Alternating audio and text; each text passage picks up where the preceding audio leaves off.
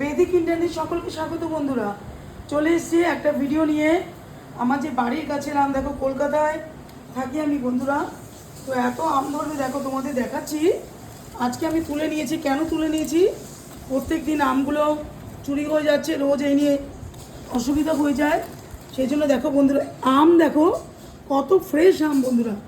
তোমাদের দেখো দেখাচ্ছি। যে যত্নগুলো আমি এর আগে করেছিলাম তোমাদের সাথে শেয়ার করেছিলাম, গাছকে স্নান করানো, বৃষ্টি আসলে ফাঙ্গিসাইড দেওয়া, প্রত্যেকটা আম দেখো কত সুন্দর হয়েছে বন্ধুরা।